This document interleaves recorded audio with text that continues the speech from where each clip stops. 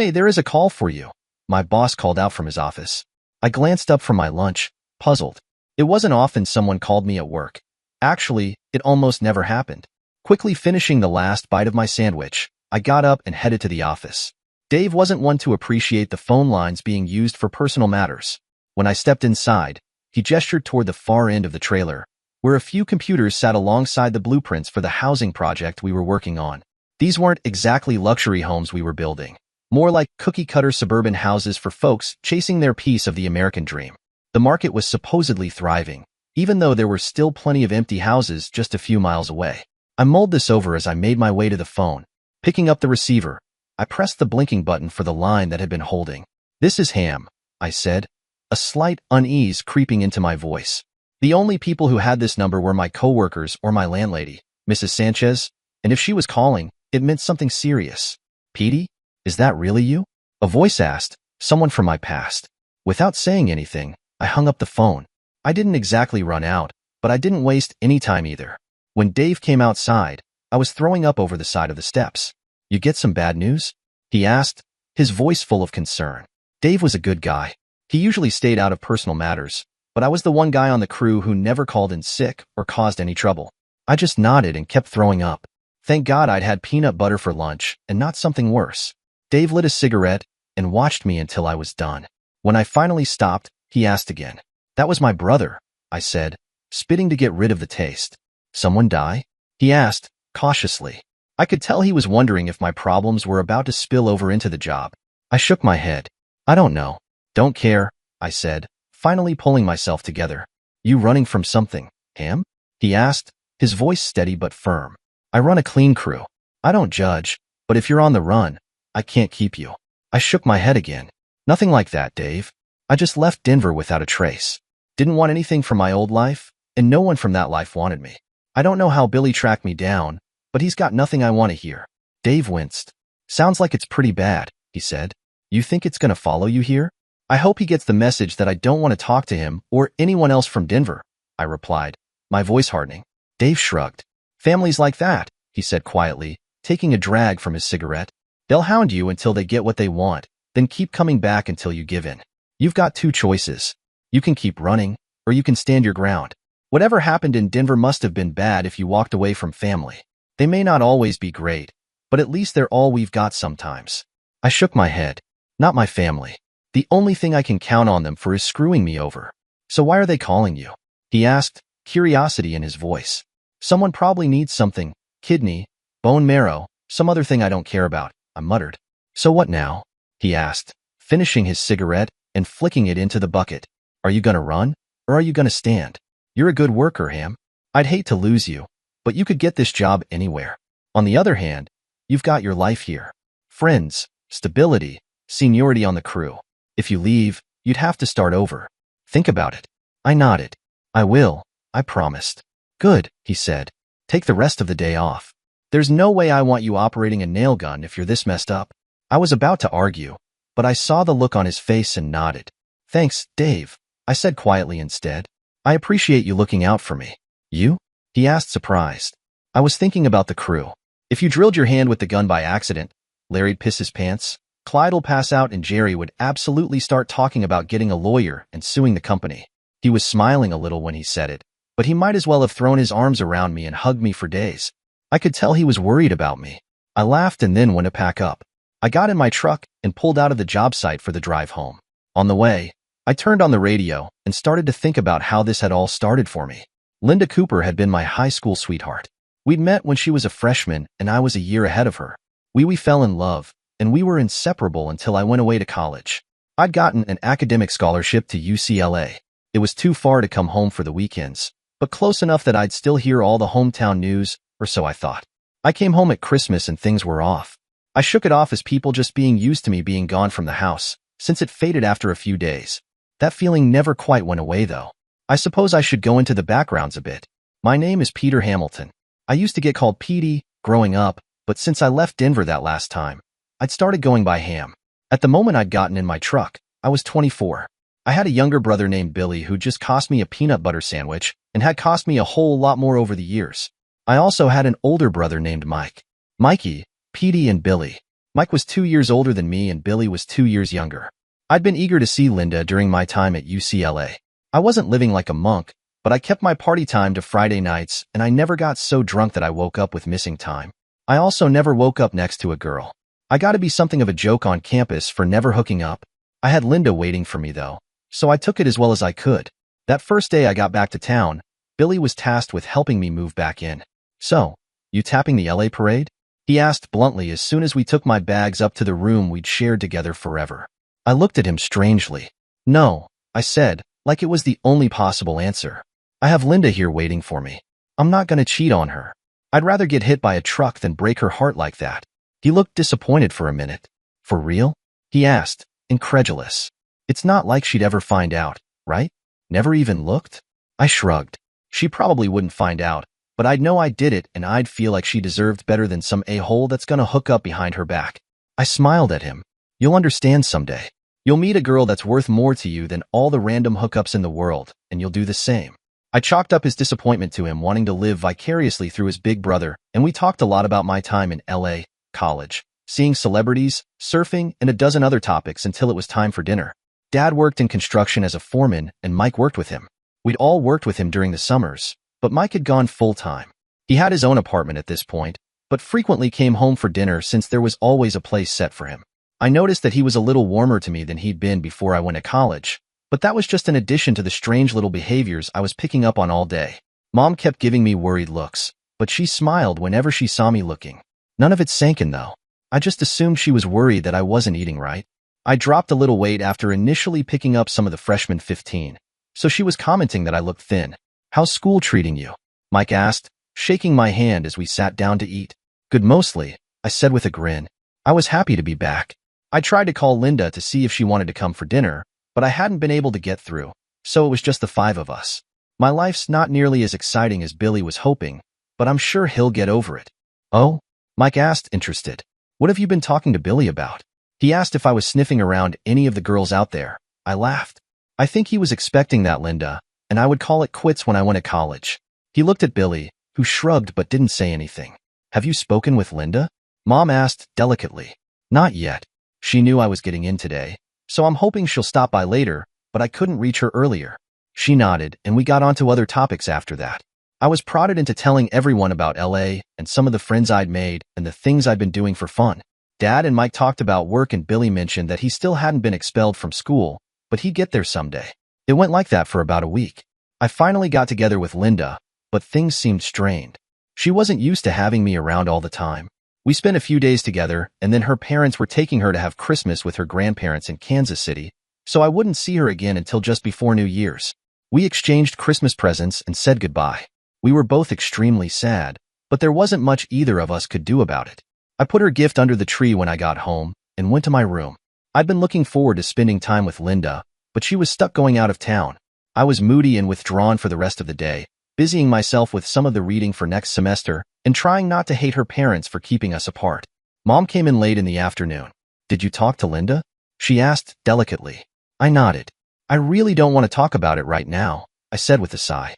"Sometimes these things work out for the best, Petey. It's not the end of the world." "I know," I said sadly. "It just sucks. I've waited for months to be near her, and her parents turn around and decide to drive to Kansas City to have Christmas with her grandparents. I was hoping to have more time with her." She blinked at that. "Oh," she said, sounding a little surprised. "I thought you two might have had a fight since you've been up here since you came home." I shook my head. "No, nothing like that. Just, I was really looking forward to seeing her, and now I'm only going to get a couple of days with her before I go back." She nodded and her frown told me that she sympathized. She patted my shoulder and got up, saying that she needed to get things started for dinner and asked me if I'd run to the store for a few things she needed. When I got back, the house was tense, but everyone was treating me like I was made of glass, so word had quickly spread. By Christmas Eve, things were mostly normal. Billy was spending the evening with his girlfriend's family for their tradition, and I was glad he'd found someone. I remember hoping that he'd find the same thing that I had with Linda and being happy for him. He said that she wasn't ready to face the family here yet, but he was sure that I'd meet her soon enough. Christmas passed. New Year's came with a phone call from Linda, telling me that her parents wanted to stay a few more days, but that she'd try to pressure them to come back in time to see me off. My mood sunk even lower at that revelation, and I found myself sitting at home alone for the countdown. Mom and Dad went to a work party every year, and Mike went with them with his new girlfriend. Billy had his New Year's out with his girl, and I had the Times Square countdown to keep me company. I got back on the plane to LA 2 days later. Linda sent me a text saying that they were on their way back and asked what time my flight was. She confirmed that she'd be getting in about an hour after I took off, but promised to see me for spring break. So I went back to school and did what I could to make the time fly. I was taking a 4-year degree in engineering, but I was trying to pick up extra courses so I could do it in 3. Linda was going to college locally, so I wanted to get back to Denver as soon as I could so we could start our life together. I was really that stupid. Spring break came and my workload was just too much to go home for the week. Everyone was understanding and upbeat. Mom said she was very proud that I was taking it so seriously. Mike had flunked out and gone to work with Dad almost before he started, so it made her happy to know that I was taking a different path. I was looking forward to the end of term for several reasons. I was waiting on my marks. I'd need to do well to maintain my scholarship. I was eager to get back home because Linda's prom was fast approaching, and I was looking forward to spending the evening with her. She told me that she had everything taken care of and I didn't have to do a thing. So I got myself packed and headed home to my worst nightmare. Mike picked me up at the airport instead of Mom or Billy. I was glad to see him now that I wasn't his annoying little brother. We got into his car and drove back to Mom and Dad's place slowly. You know, he said awkwardly, if things at Mom and Dad's get to be too much to handle, you can give me a call and stay at my place. I know it's not always fun. I smiled at him. Thanks, I said to him. It's cool though. I haven't been home since Christmas. It'll take a little time for things to get stale. Still, he insisted. If you need to get out, even if it's just for a few days, let me know. No questions asked. I nodded. I appreciate it, Mike, I said lightly. He dropped me off and went back to work. When I got home, Mom was acting particularly nuts, fussing over me. She told me I could unpack later, but that she wanted to spend some time with me, so I helped make dinner with her. That night would be memorable for all of us. Linda had promised to be there for dinner, and I was looking forward to seeing her. We put dinner on the table, and Billy arrived home from wherever he'd been to announce that they were there. I walked into the hall to say hello, and Dad was a step behind me. True to his word, Billy was there. All right, but so was Linda. I opened my mouth to speak, and the two of them deliberately turned their eyes away from me and kissed deeply and passionately. I stood there in shock while they made out right in front of me. Shock turned to rage, and I launched myself at the cocky little scumsucker. That's when Dad grabbed me from behind. He was bigger than me, stronger, and had been on the wrestling team in high school, so there was no way I was going to beat him, but I tried. Get off me! I roared in rage, my face turning red as I watched my world come to an end. The two of them looked at me without the slightest trace of shame at what they'd been doing. Calm down, before you get yourself hurt, he said sharply. I wasn't listening. What the hell did it matter if I got hurt? What was going to compare to this? I wanted to kill them both. That hate was a living thing, and it hungered for their blood. Fine. You don't want to listen? We'll do it the hard way. He shifted his grip, wrapping an arm around my throat, and suddenly I couldn't breathe. There were black spots in front of my eyes, and everything went black. When I came around, I was on the sofa and the four of them were there. Linda and Billy were sitting on the love seat together, and Dad was leaning against the entry to the hall, poised to grab me again, if I should lunge for the happy couple. Son, Dad said in his least menacing growl, I'm sure you have a lot of questions about this. I sat up and looked around the room. They all looked at me with varying degrees of regret. Just one, I admitted.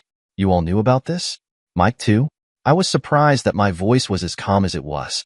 I knew he was poised to put me down again if I got upset now. Yes, Mom said. Please try to understand. No one wanted to hurt you. I don't care, I said and got up slowly. You're dead to me, I said, starting across the room. I looked around, taking in each of them. Dad pushed himself away from the wall and gave me a warning look. Just calm down and talk it out, he told me. What's there to talk about? I asked him coldly. You always said when something bad happens, family comes together and protects our own. You protected your son and your new daughter from the outsider. You all pulled together at Christmas to fool me about where I stood. Not much point in talking it out. I hate each and every one of you and I hope you each die. Now, get out of my way. He rolled his eyes. And you wonder why no one told you? You overreact to everything. You always did. You've always been a chicken. Just man up. You went off to college. Did you really think your relationship was going to survive that? I shook my head and tried to move past him. I wanted to get my things, call a cab and go to the bus station to buy a ticket back to LA. Fortunately, I was good at tutoring, so I had enough money for that. I couldn't count on anything from my family. He grabbed my shoulders and shoved me back into the living room. I glared at him coldly and tried to walk past, only to be shoved back. When I tried again and he reached to grab me, I retaliated with a sharp kick to his midsection. He crumpled to the ground, and I struck him a few more times, ensuring he understood my frustration. Before leaving, I delivered one final kick to emphasize my point. I headed upstairs, grabbed my phone, and called a cab. I packed my belongings carefully, making sure not to leave anything behind. When I came back down, Mom and Billy were helping Dad up, and Mom was nearly in hysterics. Blood was pouring out of his nose, and he was groaning and coughing and sounded miserable. There was no sign of Linda, but at that point, I didn't care. I was outside with my suitcases, waiting for my cab when Mike showed up from work. "They told you?" he asked, taking in the bags and the fact that I was waiting for a ride on the street, so I wasn't even on the property. "Look, Petey," he started before I cut him off. "Screw off," I said. "Your father probably needs to go to the hospital." I jerked my thumb in the direction of the door. "Your family needs you. What are you gonna do?" he asked, not moving toward the house. "Go back to LA, finish my degree, get a gun, shoot any of you if you come near me ever again. On second thought, I'll probably get the gun first. One of you is bound to be stupid enough to think you can get me to hug and make up before I graduate." "Pete," he said uncomfortably, "come stay with me for a few days. Let this calm down and we'll talk about it. You knew about my piece of shit brother hooking up with my 304 girlfriend behind my back?" I asked him pointedly. "It wasn't like that," he said. "It was rough on both of them, keeping you in the dark." "I'll bet," I said darkly. "It must have been hard on Billy, seeing her pretend to be my girlfriend. Must have made him think that she was cheating on him. I can only imagine what it must have been like for him to have his own brother make out with his girl. What kind of a brother does something like that, right? 304. He looked miserable to be caught in the middle of this. We were his brothers. As much as he wanted to strangle us sometimes, we were supposed to be family. "All right, so you're not gonna calm down anytime soon," he admitted. "Just come stay with me. Stay for the summer if you need to, but don't leave it like this." I shrugged. "What's there to stay for, Mike? You all knew that she was with him at Christmas, and you hid it from me. She lied about going away with her parents so that her and Billy Boy could fool around without me getting in the way. Mom covered for them, Dad covered for them, you covered for them." "Yeah," he said. "It's screwed up, but you don't have anywhere else to go, and you don't have a plan. Stay with me, work for the summer, and then go back to LA with some cash and a plan, at least." I shook my head. "So that everyone can lay hands on me the next time they want to dump on me." "Thanks. No. It won't be like that," he promised. "I'll help you get a job. I promise that I won't tell Mom or Dad where you are or when you're going back. I won't tell them anything." I was torn. I didn't know what to do. I was running on rage and hurt, and I wasn't going to be able to keep that up indefinitely. I was about to answer him when Billy stormed out of the house. He'd been careful to stay clear of me after I dropped Dad, but I guess he was feeling brave now that Mike was there. "You broke Dad's nose, a-hole," he snarled, walking over to us with purpose. "Go inside, Billy," Mike told him. "You gonna pick his side?" He gaped. "He just kicked Dad in the balls and then kicked him in the face when he went down, and you're telling me to go back in the house? You should be holding him down for me to mess him up for what he just did. Just go in the house, Billy." He snapped. "What did you expect? You should have told him last summer when you started." "Last summer?" I said, looking at Mike. "I'd been here all summer." That meant. I shook my head. "And you a-holes thought you could talk it out and I'd be okay with it? Tell your mother." "She got her wish," I said. "She always said she wanted a daughter. She just had to trade me in to get one. Hope she's proud of her." I looked at Billy. "Don't you have a 304 to keep an eye on?" I blinked last summer, and she was someone else's 304. "You've been out here 2 minutes. I'd imagine she's kissing your father's balls better by now." Now it was Billy's turn to lunge at me. Mike grabbed him and pulled him back toward the house. "Just go inside." He snarled and shoved Billy in the direction of the front door. "For once in your life, shut your mouth and put your head down. You could at least pretend like it bothered you to snipe his girl out from under him." He finally managed to get him to go into the house and came back to talk to me. "You're not going to stay, are you?" he asked, taking in the look on my face. "Last summer," I repeated. "She was cheating on me with him before I even left? Huh? And everyone in the family is cool with it?" "I wouldn't exactly say we're cool with it," Mike said carefully. "Good enough that no one warned me at Christmas that it was over," I pointed out. "Good enough that no one told me before I left so that I could find someone out there," I added. He frowned. "I didn't know until you were in LA," he told me. The plan was to tell you at Christmas, so you'd have time to cope before you went back. But Linda chickened out at the last minute and told you she was going to her grandparents' place. When you didn't come back for spring break, that put it off for another couple of months. Mom put her foot down and told Billy that if he didn't tell you, she would. I nodded. That's very charitable of her, I said with a minimum of sarcasm. He nodded. I get it. You feel like everyone's against you. What were we supposed to do, though? It's Billy's responsibility to tell you that he's done you up dirty, not mine. Not Mom's and not Dad's. Maybe not, I admitted. It doesn't change the fact that everyone kept it from me, though. As parents, they have a responsibility to ensure their kids face the consequences of their actions. Instead of holding Billy accountable, he grabbed me forcefully and insulted me when I refused to shake Billy's hand and let it go. That's Dad, he said. He's always been a bit of an a-hole when it came to Billy. Why do you think I moved out? I really didn't give it much thought before, but now, I figure it's so that you could have a girlfriend without someone in the house trying to steal her, I said bitterly. He shrugged. It was because Dad favors Billy. I finally moved out around Halloween. I didn't make a big deal out of it. I just told them that since I was paying rent here anyway, I might as well just get my own place. The money I was paying Dad for rent was going right into Billy's pocket, and you know what he was spending it on? I rolled my eyes at the thought of how many dates Mike had sent Billy on with my girlfriend. All right, I said finally. I'll come stay with you for a few days, at least. If one of them shows up to try to talk to me, I'm gone. He nodded and clapped me on the shoulder. Good, he said, relieved. He picked up one of my suitcases and we got them to the car. I called and canceled my cab, and we drove over to his place. He had a 2-bedroom place, and there was already a bed made up in the second bedroom. You were expecting me? I asked. I knew today was going to be bad, he admitted. Between you and me, I think Billy is a miserable little shit for what he did. He's still got a year before he graduates, but once he does, I'm hoping they throw him out into the real world and he'll straighten out. He'll end up with a job working with you, I predicted. He'll keep living at home, and they won't even ask him to buy groceries. Yeah, he'll end up living there until they die and leave him the house, he conceded. I'm actually thinking about getting back into school and looking for a better job, so I don't have to put up with his shit once he starts working. I settled in, and Mike took a phone call from home. After he was done, he came to talk to me. Let's take some pictures of your neck, he said. Why? I asked. Mom said Dad's furious and talking about pressing charges for you busting his nose. She's trying to talk him out of it, but he's ranting about teaching you a lesson.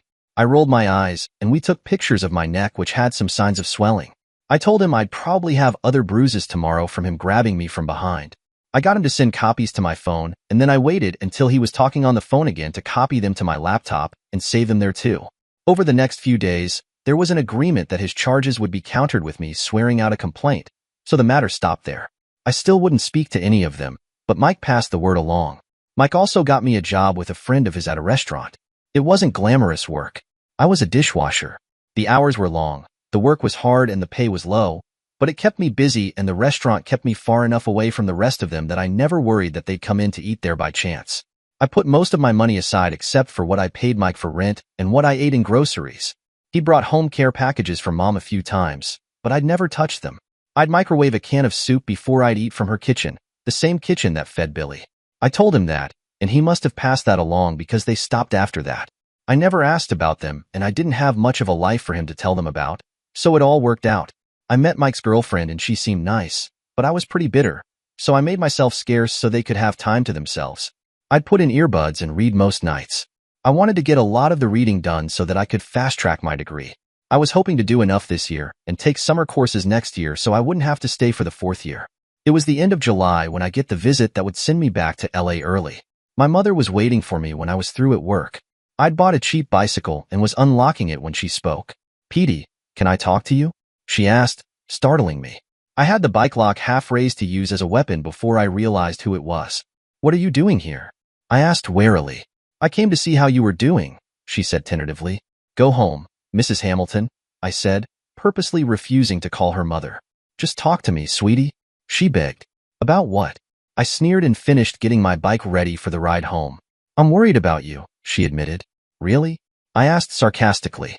Yes, really, she snapped, starting to get upset. You're hurt and angry, and you don't understand. You're right, I said. I don't understand. I don't understand how you two could stand by while my brother stabbed me in the back and did nothing to stop him or punish him or warn me that it was coming. You felt like you had to take sides, and you chose to side with the son that did wrong. I don't get that. He took the woman I loved, and you stood by and let him do it.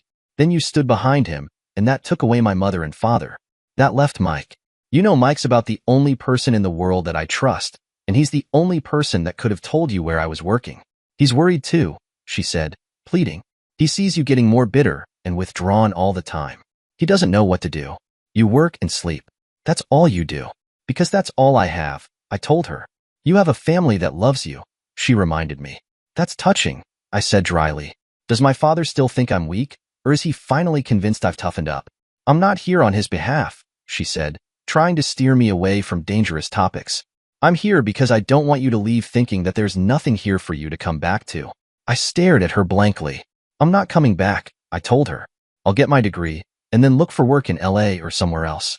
Screw Denver. Hell, making up with the family, and screw whatever bullshit fantasy you have of all of us having Thanksgiving together with Billy and his happy 304 holding hands and grinning like idiots while your husband carves the turkey and you insist on us saying grace for some stupid reason. You and Billy are brothers, she said. As angry as you are, someday I have faith that you'll remember that and find it in your heart to forgive him. I shook my head. Not anymore. We're not. There's no way. They were screwing around behind my back last summer before I went to college. So it's not like some bullshit romance story where they both missed the same person and turned to each other for support. Maybe if Billy had cancer and was dying and she abandoned him rather than stick it out, then I might let him think I forgive him on his deathbed. Maybe. She looked sad about that. I hope that your feelings start to change once you find someone that makes you happy, she said gently.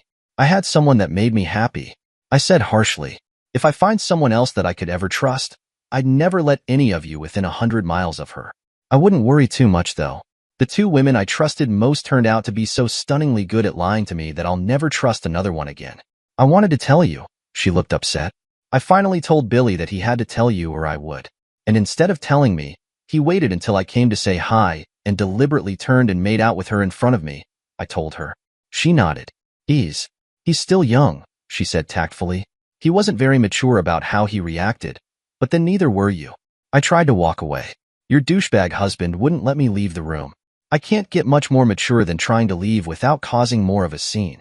I understand though. Billy's your baby. You and your husband always favored him, always loved him more. Mike told me that he got out because he was sick of paying rent and watching the money handed over to Billy right away. How many fantastic dates did you guys send Billy on with Mike's money? She winced at hearing that. Your brother and Linda are in love, she said. Linda didn't love you. I know you loved her, but she was feeling trapped. You were going away to college.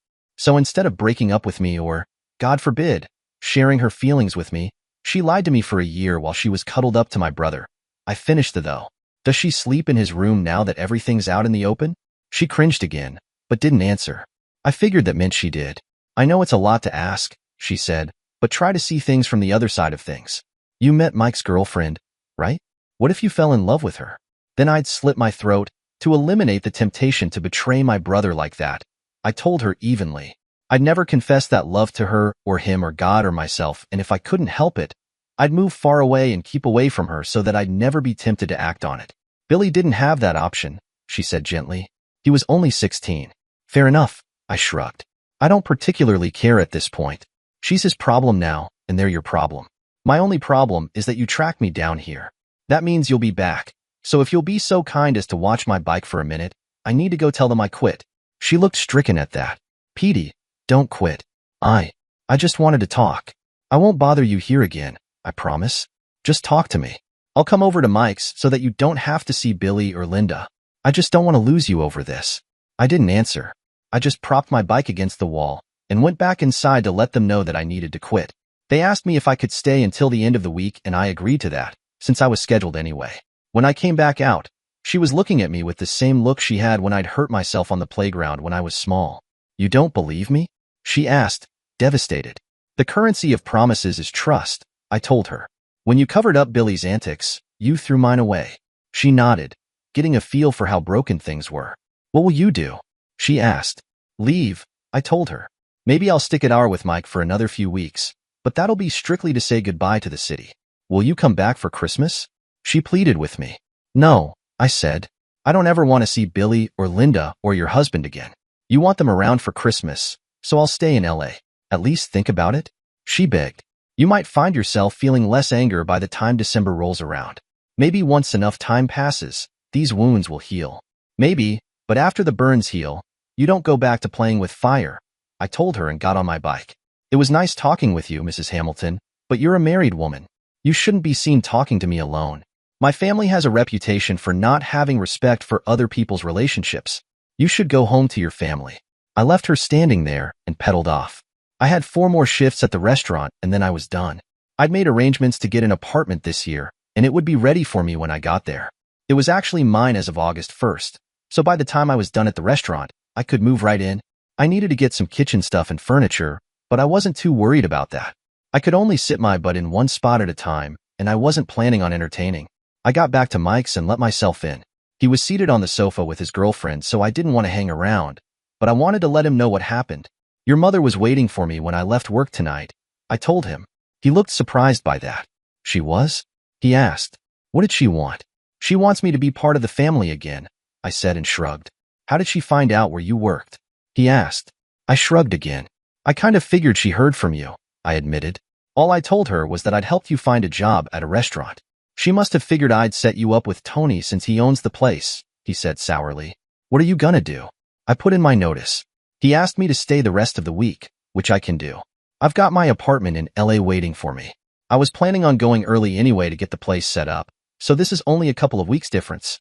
He nodded. What else did she say? He asked. She wanted me to see it from Billy's point of view and asked what I'd do if I fell in love with you, Mary, I told her, drawing her into the conversation for the first time. I generally left our conversations to greetings in the past, but I figured she was about to be family so long as Mike kept her away from Billy, so she should be included in the family talks. Me? She asked. What did you tell her? That I'd kill myself before I'd do that to my brother, and that if I couldn't deny those feelings, I'd move far away to keep from being tempted. But you are moving far away, she pointed out. Yeah, but that's because I'm going to college out there, I said. I think she was hoping that I'd see what motivated him and I'd soften my position. Sounds like she's in for a long wait, she commented. I nodded. Yeah, Mike's the only family I have left, I said with a rueful shrug. The rest of them share some DNA, but they're not family anymore. That's really sad, she complained. I can't imagine life without family. It takes some getting used to, I admitted. I think I'm going to turn in though. I don't want to bring down your night. Have you decided when you're leaving? Mike asked. Not yet, I admitted. I'll look up flights tonight and decide. He nodded. Let me know, and I'll take the day off and drive you out. Thanks, I said appreciatively and moved toward my room, waving goodnight to them both. I decided on a Friday flight so that Mike would be able to get a long weekend, and I booked it with my credit card. I finished out the week without a repeat visit from my mother, but now I was on the lookout for the rest of the former family members. None of them came though. Mike and Mary and I spent a little more time together that week, and I got to understand what he saw in her. I wasn't falling in love with her, but I was seeing that she made him happy. Part of me was jealous, not in the sense that I wanted Mary, but more that he was happy, and I remembered what it was like to feel that way. I was packing Thursday night when he came to my door and knocked on the frame. Hey, he said when he had my attention. Got everything? He asked to start the conversation. I think so, I told him. There's a few things in the bathroom, but I'll get them in the morning before I pack the last few things. He nodded and tossed me an envelope. I caught it instinctively and looked at him curiously. Go ahead and open it, he nodded. I did, and it was full of money. I looked at him, surprised. What's this? Just a little something to help set up your apartment. I also made a list of all the things that I needed when I moved in here that I hadn't thought to pick up, he told me. That's in there too. Thanks, Mike, I said, touched that he was willing to help me out this much. Don't thank me too much, he said with a smirk. I'm going to send a bill to Mom and Dad for at least part of it. I chuckled at that. Send them a bill for double, I told him. He shrugged. Most of it is just the money you've paid me for rent, he admitted. You haven't caused me any trouble, and you help out around the house. I honestly felt guilty about taking your money. I was glad you talked me into staying, I told him. If I ever came back to Denver, it'd be to see you, not them. I know, he said with a strange little smile. You're never going to forgive them, are you? He asked. I shrugged. Linda and Billy? Never. The parents? I don't know. They sided with Billy when they should have taken him to the woodshed. They screwed me over, put you in the middle of it, and all to protect precious Billy. He nodded. Give it some time, and then try talking to Mom when you don't feel quite so pissed off. I'll think about it. She wants me to come back for Christmas. I was thinking about coming to hide out in LA with you, he admitted. We laughed about that, and he left me to finish packing and get ready for the morning. I heard the doorbell, but didn't think anything of it, figuring that Mary was coming over for the evening. Mike appeared in the doorway again, and he didn't look happy. "You have a guest?" He told me in a tone that left no doubt that I wasn't gonna like this visit. I came out to the living room and Linda was sitting on the sofa, looking around curiously, as if she'd never been here before. She looked up and our eyes met. "What the hell do you want?" I demanded angrily. "I just want to explain," she said quickly. "I got the idea when you and Billy were sucking face. Thanks for stopping by to remind me never to come back to Denver. There's the door." I turned and walked back down the hall. "Damn it. Listen," she shouted angrily. "If that's what it takes to get all you people to screw off, then fine. Explain to your little heart's content." I returned to the living room and dropped into a chair, my eyes glittering with hate as I looked at her. She composed herself and sat on the couch again. "Thanks," she said, her tone changing. "Don't thank me. Just say what you need to say with as few words as possible and then get out," I told her harshly. She gave me a reproachful look, but took a deep breath. "Petey, we were together for a long time," she started. "I'd never had a serious boyfriend before. I didn't know what love was. I know we were saying it every day, but it was just a word. I liked you a lot, but love? I never really felt that heart-skipping love for you that you should feel for someone you're going to commit to spending the rest of your life with. I started to feel trapped, like I was missing out on an important part of life. After you graduated, I ran into Billy one day and we just started talking. It was so much more comfortable and satisfying and fulfilling than my conversations with you. I didn't plan it, but I won't call it a mistake. I love Billy. I only liked you." I sat and waited for more. "Is that it?" I asked flatly. "Well, what did you expect?" She snapped sharply. "I kind of expected that I'd done something that made you hate me," I admitted. "The way you treated me, that's not how you treat someone unless there's hate. You kept me on a string for a year, knowing I was faithful to you, and you let me think you were faithful to me. You turned my parents against me, making them cover up what you were doing. You wrecked my life. I'll never set foot in the house I grew up in again. Never. I'll never forgive Billy for this. He was my brother, and you drove a stake through the heart of that relationship. When Mike gets married, I can't even go to his wedding because all of you will be there. If someone did that to you, would you believe for a second that they liked you?" I sneered at her. "So, yeah, I kind of expected more, like maybe I got drunk at a party and said something that got back to you. Or someone told you a lie that I cheated on you or that I drowned puppies in my spare time or something that would match the shitty way you've screwed my life. I'll probably never come back to Denver again because there's nothing left for me here, thanks to you. Mike's still my brother, but he's part of the family still. Every day that I'm here puts him in the middle. Nothing you've told me is an explanation. Just a lot of bullshit from a spoiled bitch that I'd have been better off not ever talking to." I was snarling by the end of that speech, each word infused with all the venom that I could muster. "I think you should go, Linda. You've managed to make me hate you more with that explanation. It's probably for the best that I'm not coming back. I sincerely hope that Billy cheats on you and beats you and brings home some disease from one of his other 304s and gives it to you. I'd never hit a woman, but I'd also never steal my brother's girlfriend. So hopefully the two impulses go hand in hand and turns you into a broken shell of a woman." She looked horrified at what I'd said. Mike had been lingering in the background. "I tried to tell you this was a bad idea," he said calmly, stirring a cup of tea as he leaned against the entryway to the kitchen.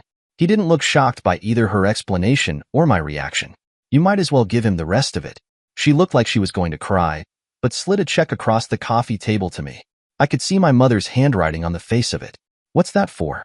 I asked sharply. "She said it was to help you in LA this year," she said faintly. "I don't want it," I told her. "Take the money," Mike told me. "You need it, and if you don't take it, she'll only spend it on Billy." Taking her money would feel like I was letting her tie a string to me, I told him. "So cut the string," he said. "I'll tell her that you didn't want to take it because you were suspicious that it came with a hook. You don't have to talk to her. You don't have to explain it to her. Just cash it and use it to keep your bills paid. Look at it like this. They owe you this much." I shrugged and put the check in my pocket. "I guess. It'll help recover what I spent on the engagement ring I bought before I came home." "You didn't," Linda said, upset all over again. "Yeah," I told her and got up. "Yeah, I did. We done here? You have more to say?" She shook her head, still shocked that I'd bought a ring for her. "Good. Tell your boyfriend that if he's ever stupid enough to marry you, I'll sell it to him. He can have it for the $5,000 I paid for it, and an extra $1,000 just because I deserve to get something out of it." The truth was that I'd gotten the ring from Sajish, a friend of mine. Sajesh was from India and his uncle sold jewelry. The ring would sell for $5,000 retail, but I paid just $1,000 for it and I tutor Sajesh for free until he graduates. Not a bad deal considering that he graduates after this year. She started crying then, tears flowing down her cheeks. I don't know whether I'd hurt her by calling her a 304, if she was filled with remorse over finding out I'd spent money on our relationship that I could have saved if any of them had been honest with me, if it was just an act to get me to lower my guard, or if she was starting to think she might have picked the wrong brother. I didn't care. I'll leave you and your future sister-in-law alone, Mike, I said and went back to my room. I could hear the murmur of voices as they talked for about 20 minutes before she left. I was reading on my tablet when Mike came to see me. How you doing? He asked. I shrugged. I'd say I feel like I should after a visit from a 304, dirty and glad she's gone, I said. I tried to tell her it wasn't gonna go well, but she didn't believe me. I think they're both convinced that you'll stop being angry and you'll all be friends again. Maybe I will stop being angry someday, I told him. I'll never stop hating them though. He nodded and came to sit at the desk we'd put in the room this summer. He turned the chair around so he was facing the bed. You've got pretty good medical through college, right? He asked. Yeah, it's pretty top shelf, I guess. I've never really needed it. When you get back to LA, use it. Talk to someone about what they did to you. I personally don't care if you hate them for the rest of your life, but you're not just holding on to anger. There's rage in your face when you talk about it. Get it out. At least then you'll have a shot at finding someone who you can build a life with. I shrugged. Maybe, I said dismissively. Look at it another way then, he suggested. It's a new person to rant about this to.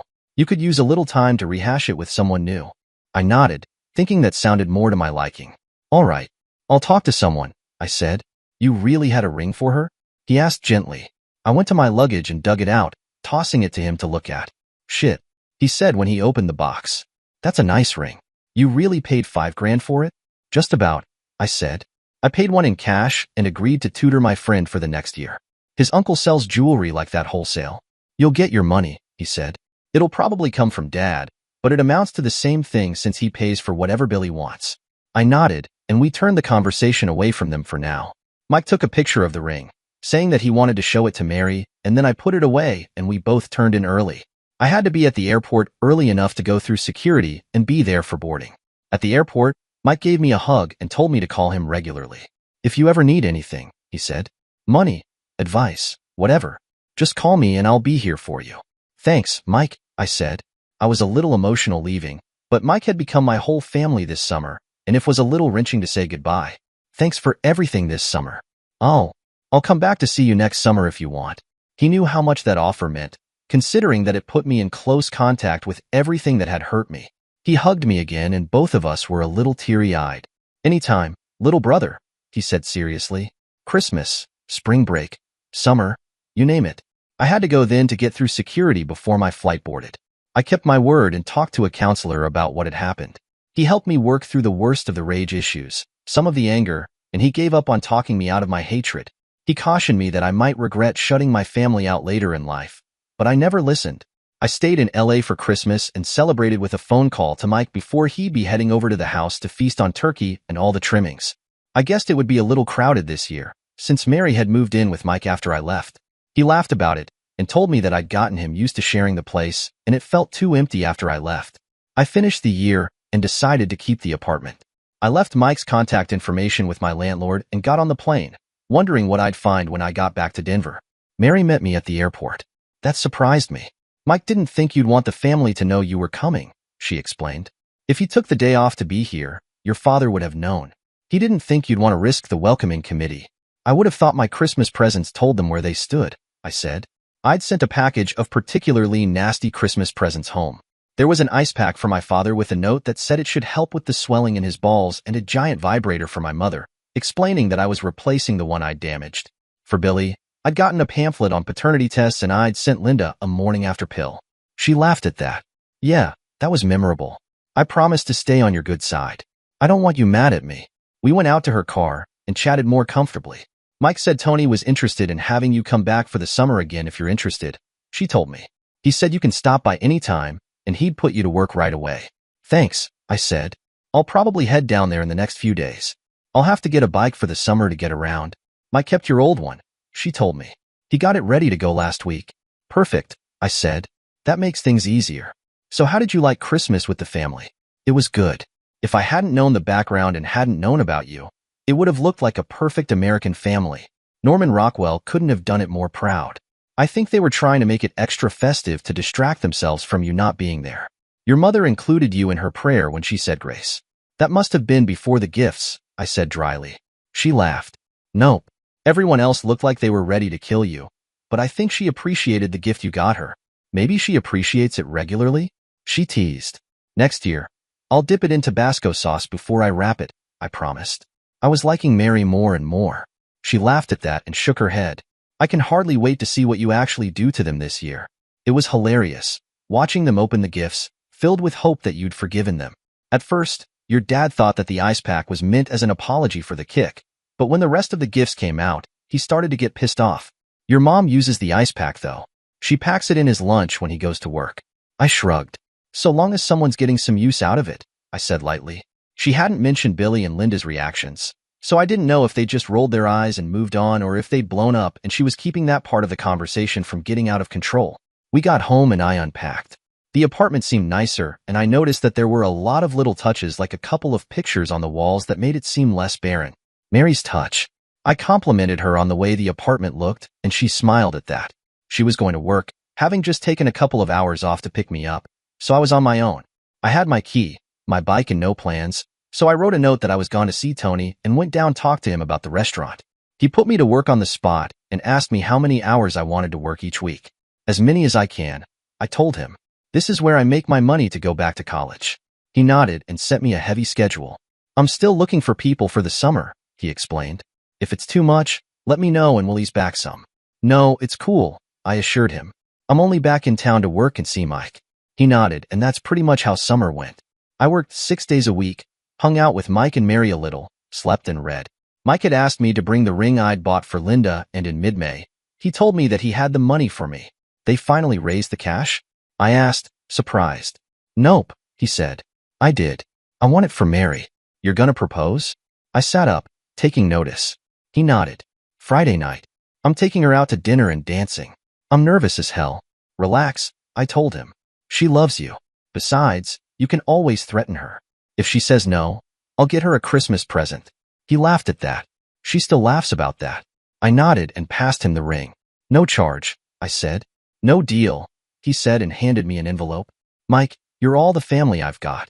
I'm not using the ring. If I can do this for you, let me. Don't make me hide this in your luggage, he said firmly. Take it. You deserve it. I want you to have it. I also might just let it slip that I got the ring before Billy. He's scraping together every dime he can find. I heard he's up to $3,500, and he's been hounding Dad to loan him the rest before you go back for the summer. I nodded. Then it's probably better if you told him that I gave it to you, I said. That way, he's not pissed off at you. He agreed. Then this, he held out the envelope again, is a gift too. Take it or I'll be insulted. I nodded finally and took the envelope, tucking it away in my luggage for now. We hugged and then I turned in. Mary said yes. When they went to tell the parents, Billy pitched a fit about hearing that I donated the ring. That made me smile. It also earned me a very ardent kiss from my new sister-in-law. I didn't really give him the ring. I confessed with a guilty smile when she let me go. I just told him that he shouldn't tell them that he'd paid me for it. That was still a nice thing to do, she told me. You must have been tempted to take the opportunity to piss them off. Oh, I'm sure they were plenty of pissed off when they found out that the ring came from me. I laughed. Telling them Mike raised the money would only have made them mad at him. Life wasn't always fun for the three of us. The bathroom was small, crowded, and in demand in the morning. The walls were thin, so I was treated to an audio account of their sex life. For a guy that hadn't been laid since high school, it was a little like torture. I started taking later shifts at the restaurant so that I'd be there instead of at home when the moaning started. It also helped ease the strain on the bathroom too. They'd get up early and get going and I'd still be in bed. I started working 2 p.m. to 2 a.m. regularly and Tony gave me a raise for taking the night shift off his hands 6 days a week. I was making money at an amazing rate, but at the cost of being tired all the time. On my day off, I was sleeping as much as I could and helping out around the house the rest of the time. One thing I'd learned to do out in LA was cook. I was pretty good at it and Tony must have taken notice, because I started finding myself working in the kitchen instead of up to my elbows in greasy dishwater. I learned a lot that summer and earned another raise as I moved into the kitchen full-time. By the time August rolled around, I'd made $15,000 at the restaurant and had another $6,000 from Mike.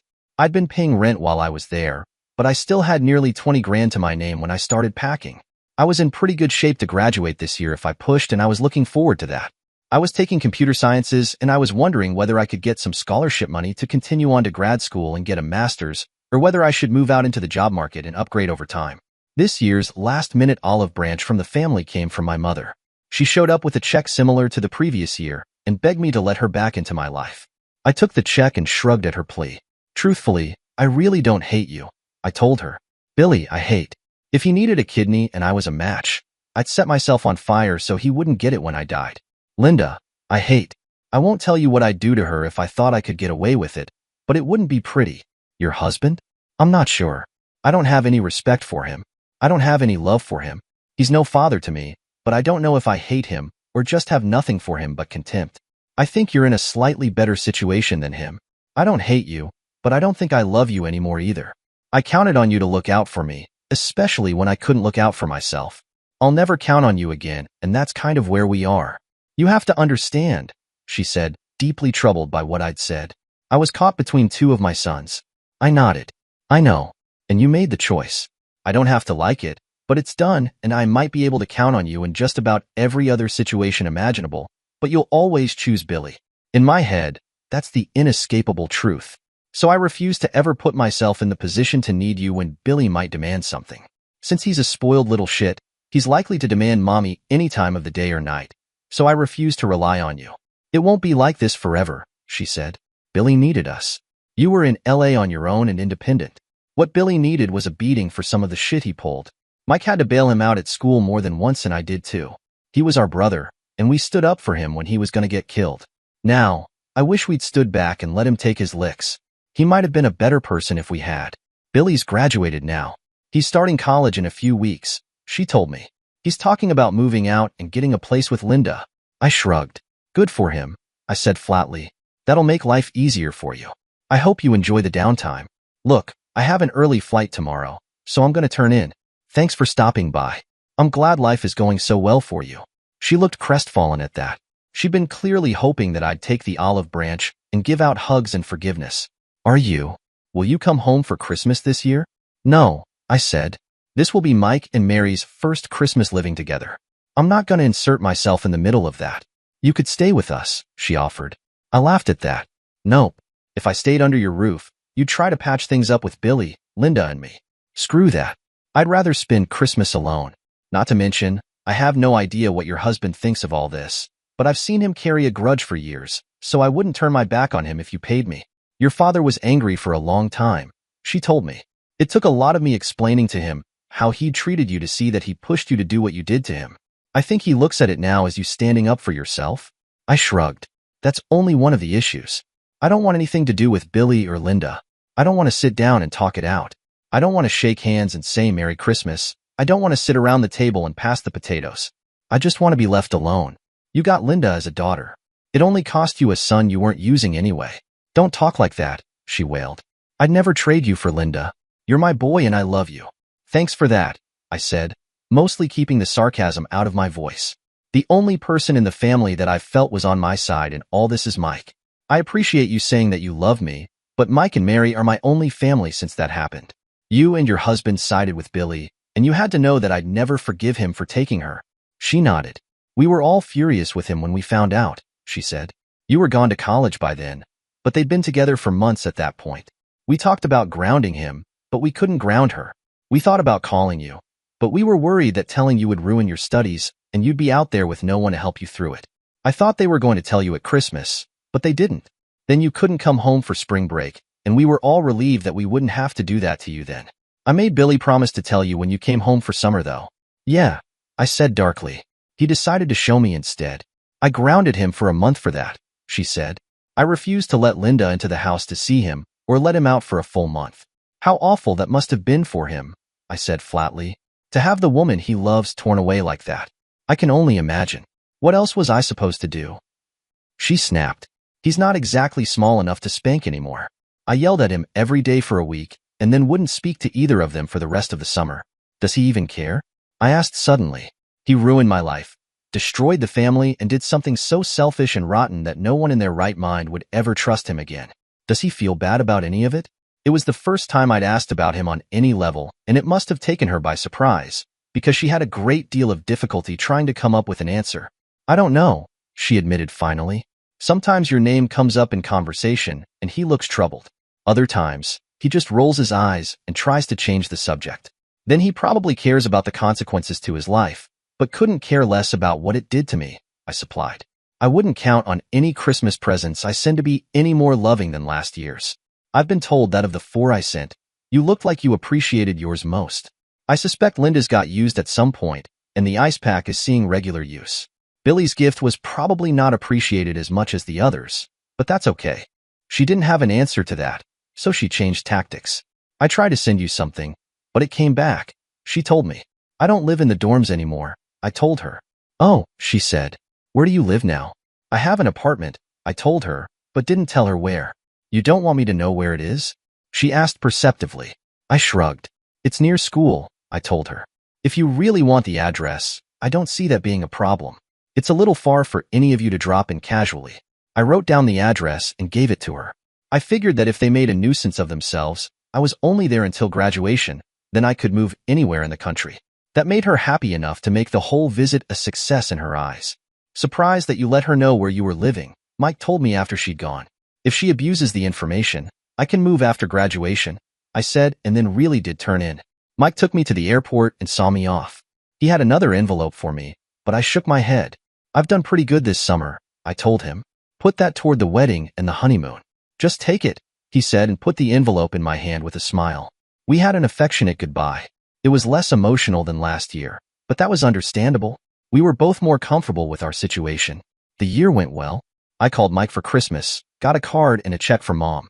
She explained that she didn't know what I could use or even want, so she wanted me to get something nice for myself. I put it in the bank with the rest of them. I told Mike that I was planning to graduate this year, but hadn't shared that with the rest of the family. I didn't want them at the ceremony, brimming with false pride like they'd done anything to participate in my success. I'd sent presents back for Christmas, and this year was like last year. My father got an athletic supporter that boasted baby on board. Mom had gotten a card instead of a present. In it, I told her that I'd thought about getting her another sex toy, but decided to meet her partway instead and stop antagonizing her. Billy got an assortment of penis-shaped chocolates. Linda's gift was a stud finder, with a note telling her that since instinct had failed her, she should turn to technology. Mike had kindly explained what the device was called. I was told that once again, my present to my mother had been appreciated and that everyone else was pissed off. I wondered what happened to the chocolates. I tutored, like I always did, and studied full-time. My party time had dwindled from Friday nights to every second Friday to once a month as the year wore on. I was well-liked on campus. The story of my first-year celibacy combined with my second-year admission that she'd cheated on me had made me a sympathetic figure. I was something of an oddity, in that I didn't rush out and bed every woman I could get on top of. A few girls flirted with me during second and third year, but I let them down easy, telling them my breakup was still too fresh. I said something about recovery taking half the length of the relationship and that we'd been together for 4 years. That usually worked. I don't know why, but girls seemed to have that knowing look when I said it, like it was a rule they'd heard too, even though I was making it up. That continued to make me popular on campus with girls that were uncommonly pretty. I was safe to hang out with. Graduation came, and Mike and Mary came out for it. I'd missed out on funding for grad school, not because of grades, but because there was only so much grant money to go around. I knew I could afford the first year on my own from my bank account. I wasn't sure about the second year, though. I talked to Mike about it and admitted that I wanted the degree, but I needed to save a lot more money to do it. He told me to let the apartment go for the summer and store my stuff in a storage locker, come back to Denver and work for the summer. Between us, we'd make the money for the second year. That took a lot of weight off my mind, and I thanked him. We were on a plane 2 days later and back home. The only problem was that I didn't have a job with Tony this year. He had all the staff he could handle. He said he'd ask around, but didn't seem hopeful. Reluctantly, Mike and I agreed to have me start work with him and his father. The money was better, but the work was more physical than I was used to, and then there was the matter of my father. He was hard on me. When there was a dirty job to do, I got assigned to it. When someone had to skip lunch, it was me. When someone had to stay late, I didn't get to go home. When someone on the crew screwed up, I'd get yelled at. I gritted my teeth and thought about grad school. I wanted this more than anything else in the world, So I put up with my father's harassment, thinking fond thoughts of caving his head in with a wrench and burying the body in the foundation of the building we were working on. May faded into June, and June turned into July without him letting up on me. I knew he wouldn't. He'd punish me all summer. Still, I banked a lot of money and I thought that I might be able to afford both years if I could do this again next summer. Then I showed up one day and Billy was on the crew, giving me a funny smile. I ignored him and kept working. From then on, I had both of them at me. Billy would screw up and I'd get shit for it. Mike saw a couple of times and talked to his father about it, but it never mattered. I kept my head down and continued working, knowing that the countdown was on. I had less than a month of it left when Billy started taunting me, telling the crew how hot his girl was and how she dumped some chicken to get with him. Billy's not too smart. You say something to the crew and it gets around. Mike heard about Billy running his mouth and came to ask me if it was true. He's trying to get under my skin, I said quietly. I've only got a few more weeks and then I'm back in LA. Hopefully I can work with Tony next year or find something in computers to get some experience in my field. His face hardened when he heard that, and over the next few days, I saw him talking to a lot of the guys on the crew. Suddenly, Billy wasn't as popular as he had been. For that matter, neither was my father. He'd always been well-liked, but whatever Mike had said, the shit had splashed on him too. Guys that laughed about it when I got yelled at didn't find it funny anymore. Mid-August, Billy managed to get me hurt. He'd screwed up on the framing he was doing and the whole thing collapsed. I was pinned under it and trapped for a couple of hours while they all worked to get me out safely. I ended up in the hospital for several hours and was diagnosed with several bruised ribs and a nasty gash across my back that took 12 stitches to close. I was off work for 4 days. I was miserable and sore, and when I went back, I was called into the office. The project manager wanted my account of what happened, so I told him that I'd been walking past this section of framing that Billy was supposed to have secured and it came loose and fell on me. He talked to me about my experience working there this summer, and I decided to go for broke. To be honest, sir, I'll probably go back to my old job next year if it's available.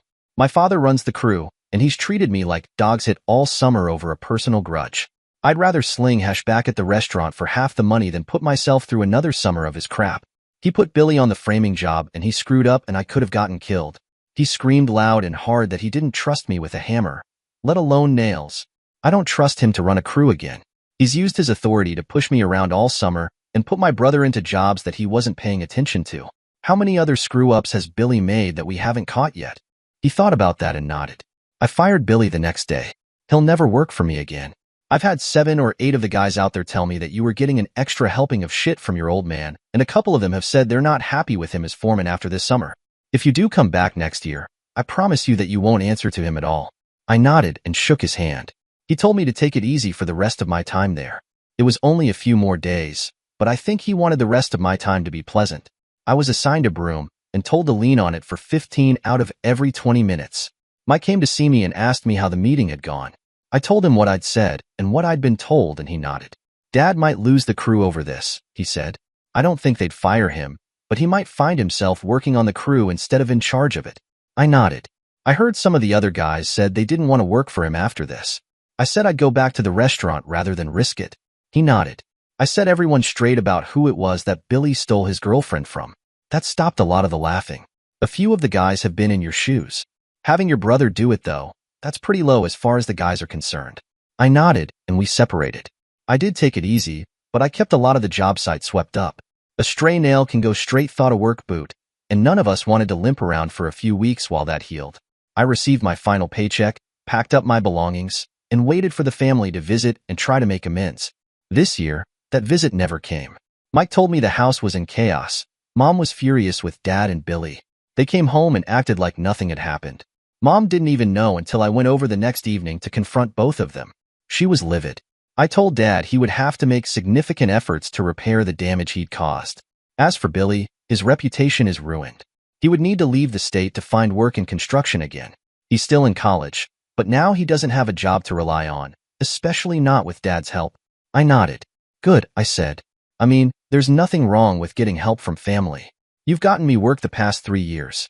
I always try to make sure that I didn't make you wish you hadn't recommended me, though. Billy seemed like he was there mostly because it was a chance to get back at me for my Christmas presents. Mike nodded, agreeing silently. So this year, there was no visit, no check to help me get by, and no regrets for me. My tuition was already paid. I'd gotten another unit in the same apartment complex. I told Mike it was okay to give the updated address to Mom. In short, I just needed to rent a truck to move my furniture into the new place. That year was hard for me. Grad school is a lot more advanced, and I was working in the computer center rather than tutor at this point. The money wasn't quite so good and the problems were mostly routine, but gave me a lot more time to study. I kept a few of my previous students and tutored them on the side, but mostly, I just focused on getting the best marks possible. Christmas saw me send the same assortment of gifts. Billy got the Complete Idiot's Guide to Home Improvement, Dad got a book about effective management techniques, Linda got a year's membership to Ashley Madison. For those that don't know, that's the website for married people looking to cheat with other married people. I sent Mom a framed picture of me from my graduation. That one was a little mean. It told her that I'd graduated and that she hadn't been there, but it was also a way of telling the others that I was doing fine without them. Mike said Mom had loved the picture and cried, knowing that I'd made it. He also told me that he'd been promoted to foreman and that I'd be working for him next summer. I asked about Dad's job, and he told me that Dad had seen the writing on the wall and had taken a job with a competitor as a foreman. He'd have a lot of trouble getting Billy hired since the tale of my accident had spread, but there was an outside chance. I'd managed to make good marks, save as much money as possible, and put my furniture back in storage at the end of the year. I'd been tempted to save money by taking the bus instead of flying, but the difference in price was less than what I'd spend on snacks and meals during the drive, so I flew. This year, summer flew by and I enjoyed working on the crew under Mike. It was a pleasure to go to work each day. I helped out around the house, cooked a lot of the evening meals for the three of us, and warmed up to Mary even more. She was the sister I'd never had. Often enough, I'd eat by myself because they'd go over to the house for family dinners, but that was okay. I'd take the time to hog the bathroom and soak in the tub. I suffered from tired muscles most of the time, and I'd relax in the tub whenever they went out for the evening. Mom asked what you're doing now that you've graduated. Mike told me one night. I told her you're still in college getting your master's. She lost her mind when I told her you were paying for it yourself. She asked how, and I told her you've been saving most of your money since you started college. Billy and Linda were there, so they know you're about to be done with grad school too. Dad doesn't care. You might as well just stop sending him the gag gifts at Christmas. He's already past the point where he can get more angry. After he opened it, he threw the book away and ranted about it for a long time. I shrugged. I do it mostly to remind them that they're terrible people, I said. Mom's gift was an actual gift. I might invite her to come out for my graduation this year if she can come without the rest of the zoo animals. He nodded. We'll be there, he promised. Summer went on without any bumps in the road except one. I met someone, or rather, I ran into someone I went to high school with. Sabrina Pierce had been popular in school, bright, athletic, beautiful, and outgoing. She was back from college, like I was, and she suggested we get together to catch up sometime. We had our first date at the end of July. It was just dinner at Tony's restaurant, since I knew the staff and trusted the food. She just graduated with a degree in business and was thinking about whether to go on to get her master's or go out into the world. She was impressed that I had one more year left on my master's, and I explained that I doubled up on courses when I could. She asked about Linda, and I realized that she hadn't heard. We broke up, I told her softly. She was cheating on me with my younger brother for my first year at college. I don't talk to the family much anymore. It sort of became a big production. She looked horrified that it had happened and horrified that she brought it up. Oh my God. I'm so sorry. I didn't know. Relax, I told her. I haven't really talked about it much. It happened a few years back, now, so I'm mostly over it. I still hate her and my brother for going behind my back, but I don't go crazy about it anymore. She reached across the table and took my hand, sympathy on her face. If you ever want to talk about it, I'd be happy to listen, she said seriously. I smiled and squeezed her hand. We talked about it a little. I told her I was grateful for Mike, and she laughed when I told her about the gifts I'd been giving the family. I felt better than I had in ages, and she told me a lot about college in Miami. We talked until well into the evening, and then we both admitted that we needed to be up early the next morning.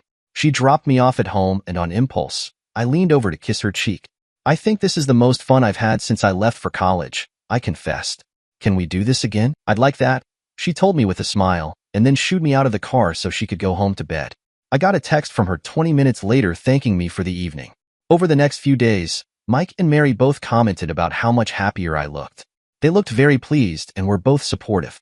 They promised not to tell the folks who, but admitted that they were itching to tell them that I was dating. Wait until it's a little more serious, I suggested. It's already serious, Mary told me. You took 2 years to warm up to me, and this girl has you smiling after one date. It's nice to see this side of you. I agreed. The rest of summer went like that. Sabrina and I were both planning to pay for school out of pocket, So our dates were always cheap, but that meant we were focusing on each other rather than where we were. By the time I was ready to fly back to LA, we'd gone from a kiss on the cheek to serious making out. I wished she could come with me, but we both promised to stay in touch and planned to spend next summer together. I went back to school feeling like a new person. I had my degree paid for.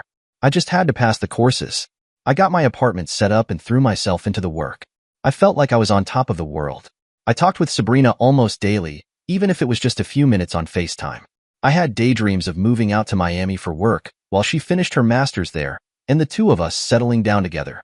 It was a good dream. Christmas came, and I sent a single card to Mom. I wished her a Merry Christmas and told her that she was invited to come with Mike and Mary to my graduation at the end of the year. I didn't bother with the troll gifts this year. I just didn't acknowledge that they existed. Mike told me later that there was a lot of speculation about what that meant. The year came and went. Sabrina and I were falling in love. My courses were coming together. Graduation was a certainty at this point. I was going to have a great job. I had the love of the most beautiful woman in my high school, and my future was going to be worry-free. Mom, Mike and Mary came out to see me graduate, and then I was done.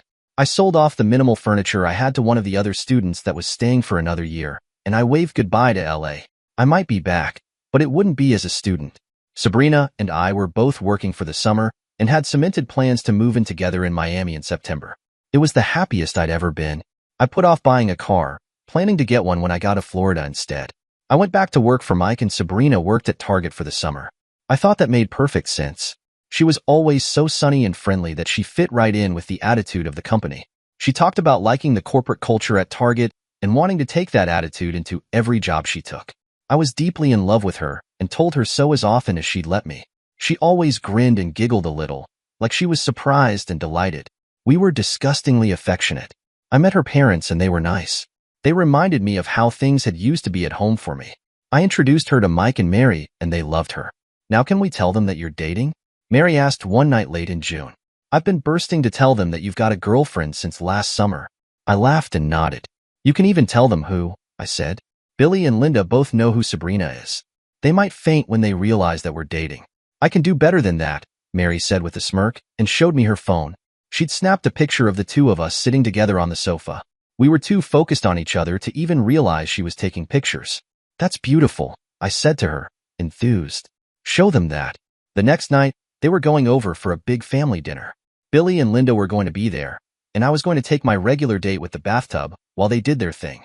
I was relaxing in bed when they came home and wanted to tell me all about the reactions. Mom had been ecstatic with the news. Dad had grunted something, but had claimed that she must be retarded since she didn't look ugly enough to have to resort to dating me. Billy and Linda had both admitted that she looked familiar, but couldn't place her until Mary had supplied her name. That made them both gape in shock that I'd started dating her. We chuckled at their reactions, and then we all turned in. Life was normal for all of us. Mike and Mary were in love. Sabrina and I were in love. It was the best summer of my life. It was mid-July when that changed.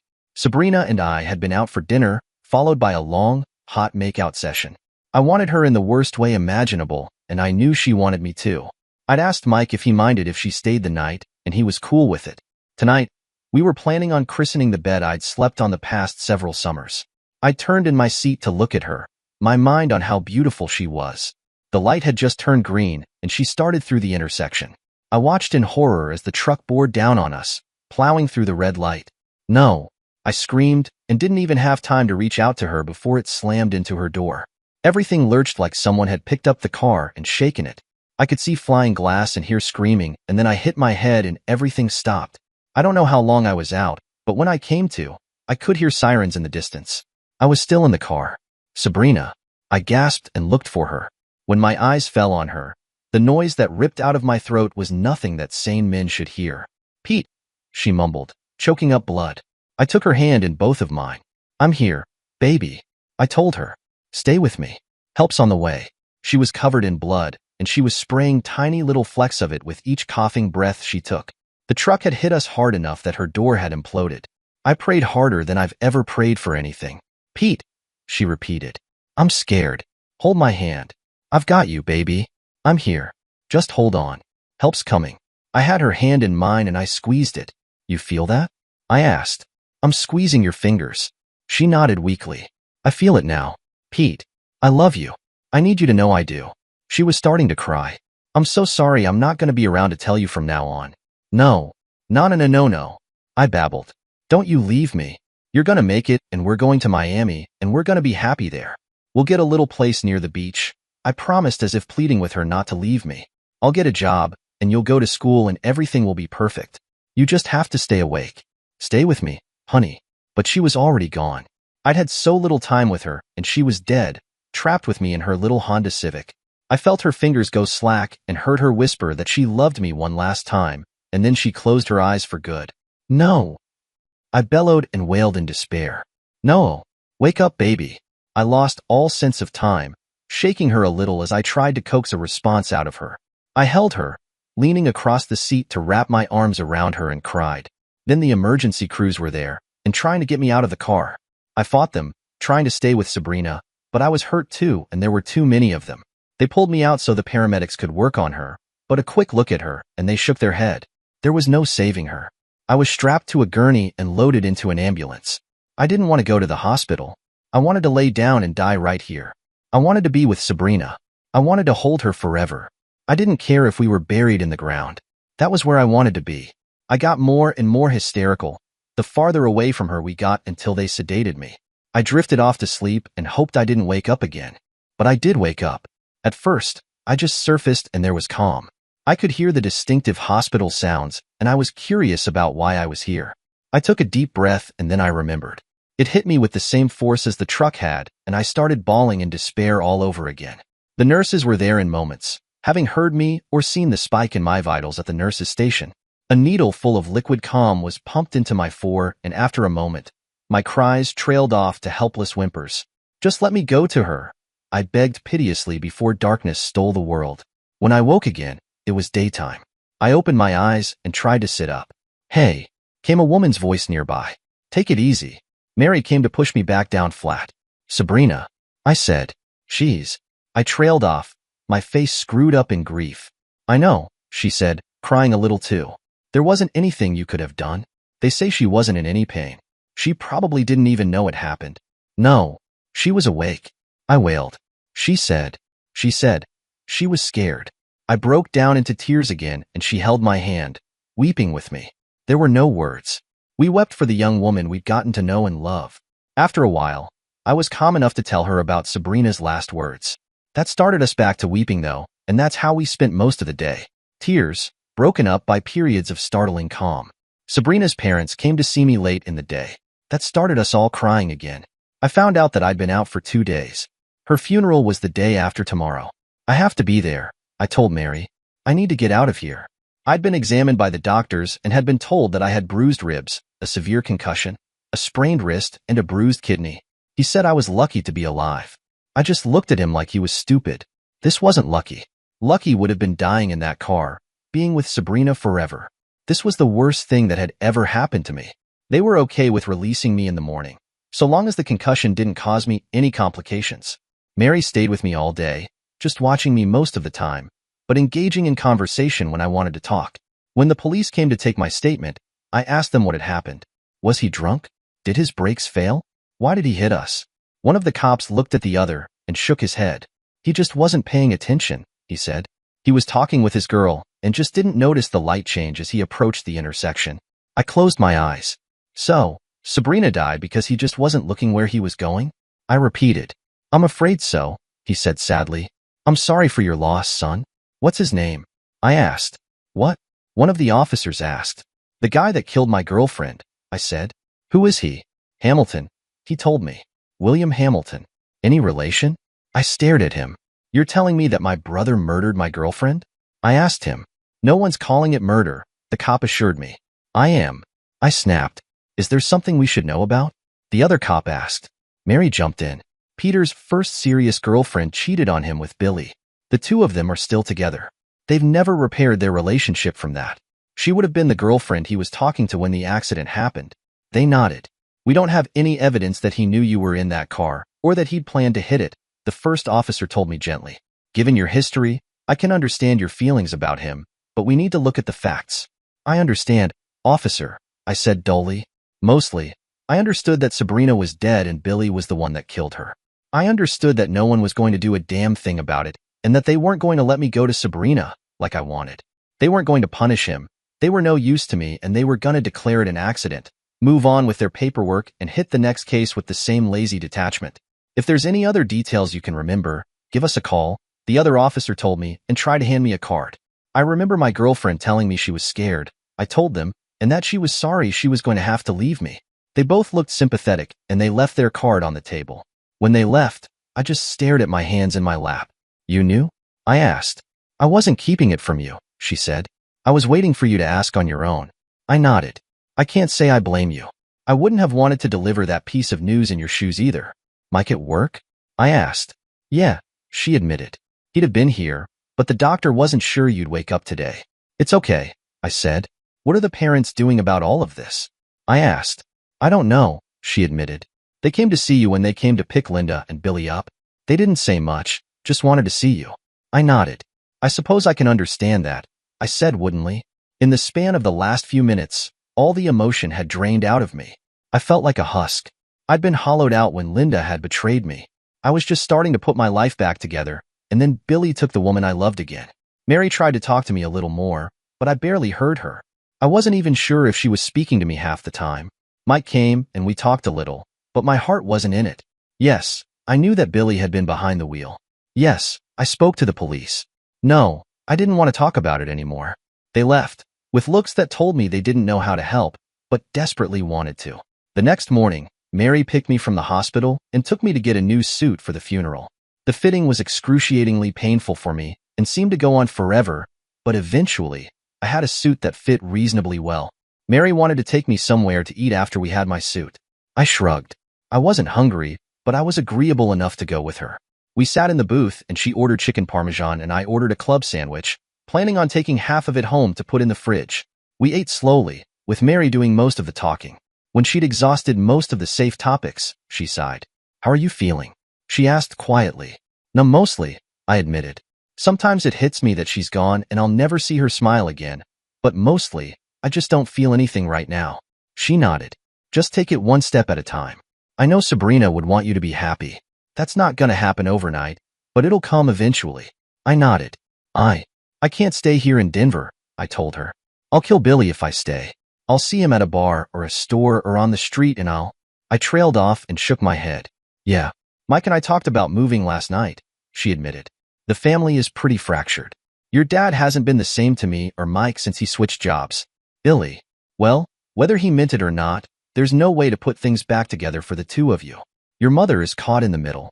She loves you and your brother, but this one has her in fits. She can't condemn Billy for an accident, but at the same time, she knows you have to want his blood. Yeah, I agreed. I think I'd want to spend years collecting that blood though. Did you and Mike talk about where you might move to?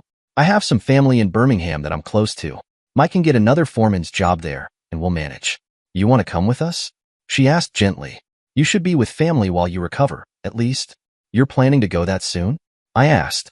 I think so, she said. Mike's sick about this. He's been trying to keep the peace this whole time, but last night, I think he chose sides for good. Why last night? I asked. Seeing you laying in bed, looking like you wanted to die, she told me. I do, I said quietly. Sabrina's last words were to apologize that she wasn't going to be around to tell me that she loved me. All I want is to lay down next to her tomorrow. I know, she said, reaching across the table and squeezing my hand. Just promise me that you won't do anything to make that happen. I gave her hand a squeeze and nodded. I promise. So, I guess we're going to Birmingham then, I said lightly. I should probably get a lawyer and sue the shit out of Billy's insurance company before we leave. She told me that Sabrina's parents were suing too. We went over to see the same lawyer they were using for their suit, and he was frank about his assessment. Her parents will make the real money, he said. As her boyfriend, you don't really have much of a claim in the eyes of the law. You'll get some for the emotional distress of having her die right in front of you, but your settlement will be based on what your injuries are. I nodded and asked what the insurance companies usually settled for in cases like this. They'll pay your medical and probably a promise of future medical expenses for a few years in case there's complications. After that, you'll probably get somewhere between $30,000 and $50,000. That includes your emotional injuries. I nodded in response, resigned to the further indignity that my love for Sabrina didn't count for anything with anyone except me. The rest of my time in Denver was brutal. I broke down completely at the funeral. They couldn't have an open casket, so I didn't even get to hold her hand one last time. Several of Sabrina's friends had known we were together and came to hug me, crying along with me. Mom had come to see me a few days after the funeral and tried to think of something to say, but she couldn't seem to make the words come. She told me that Billy felt awful about it, but I didn't even respond to that, pretending like she hadn't spoken. She went away deeply conflicted about what to do. I gave my notice to work. Mike had told them that he was leaving, and with a few calls, he had a job waiting for him when he arrived. I had a glowing letter of recommendation from Tony and another from my boss at the construction company to add to my resume. I started looking for a job in Birmingham. To my surprise, I found one in the IT department for an insurance company. We packed up the house and made critical decisions on what furniture to take and what to replace when we got there. In the end, we decided to sell most of the furniture and donate the rest to Goodwill. Mom came by a few times to talk, but there wasn't much to say. "This is goodbye," I told her gently. "I'm not ever coming back here. All there is for me in Denver is bad memories. If I pass through the city, it'll be on my way somewhere else. I'll stop by Sabrina's grave, see her parents, and then keep going. I'll always think of her death as murder, and if I stay, I'll avenge her. This is twice that he's stolen the woman that I love. If I see him again, I'm going to kill him. I don't care if it's murder. He deserves it, and I won't hesitate if I see him." She nodded and dropped the issue, asking if she could hug me before we said goodbye.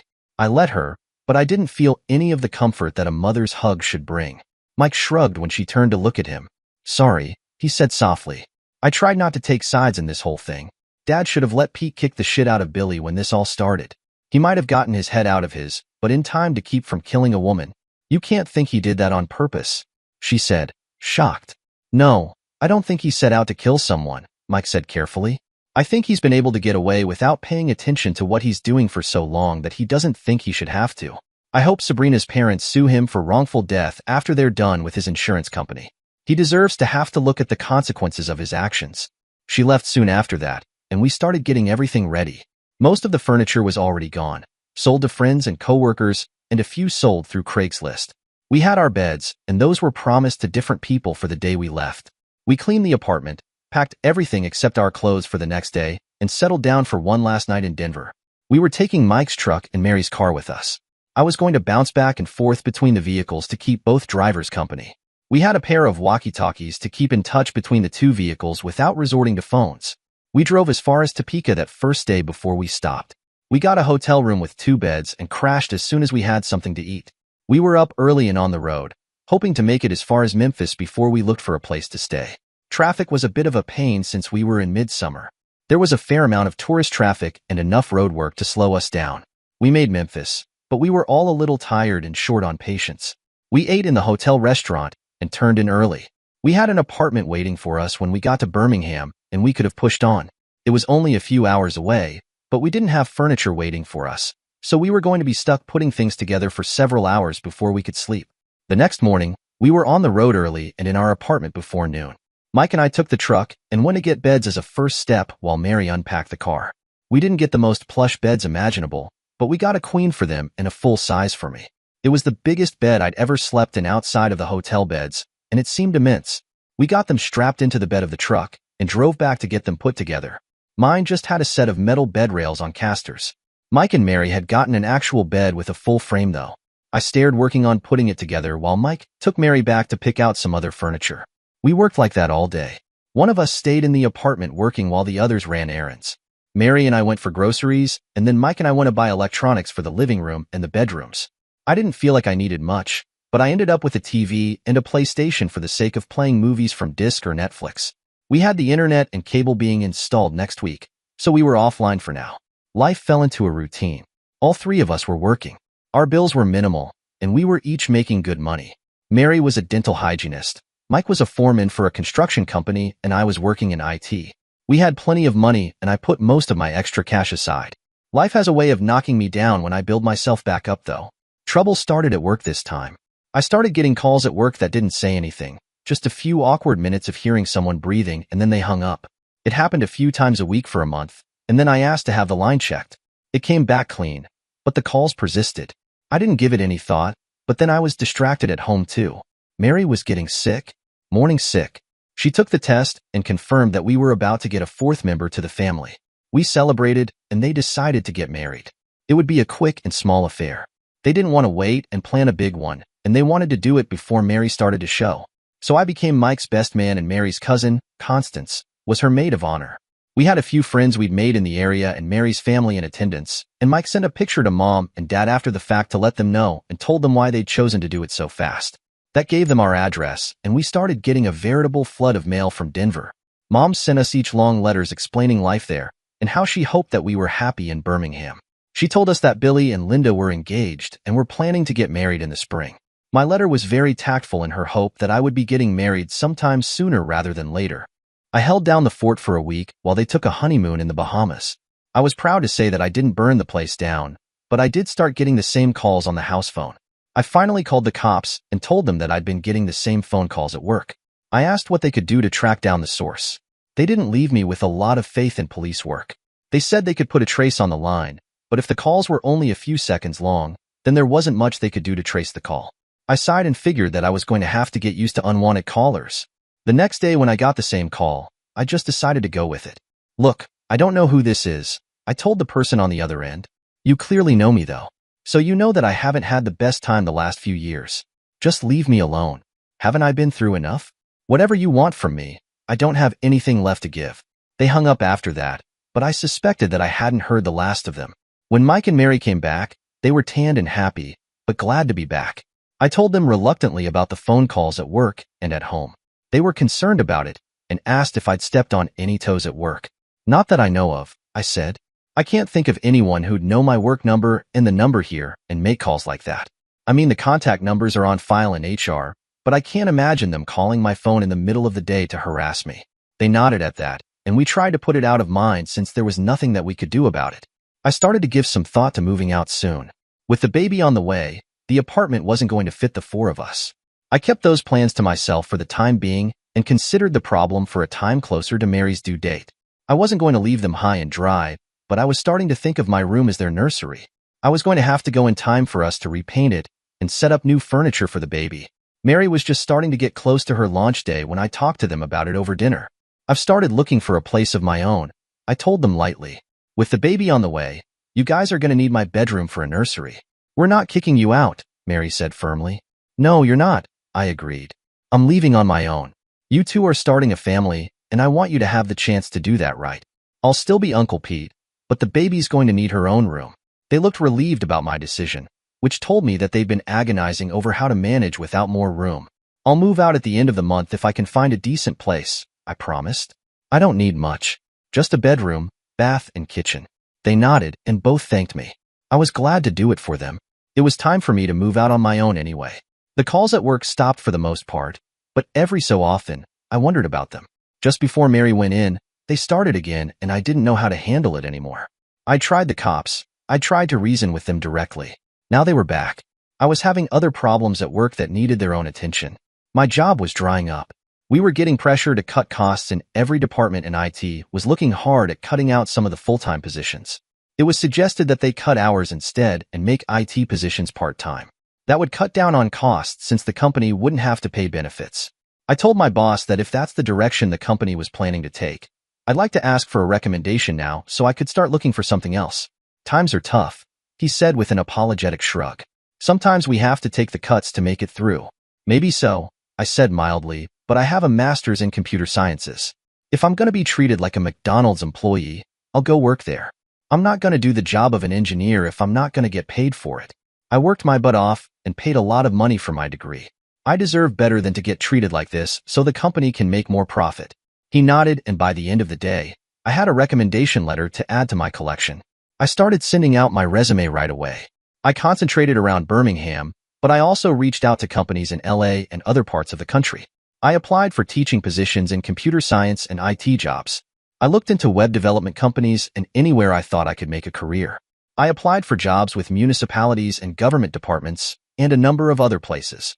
Dear listeners, the second part of this story will be released soon. Please share your thoughts in the comment section below, and don't forget to like, share, and subscribe.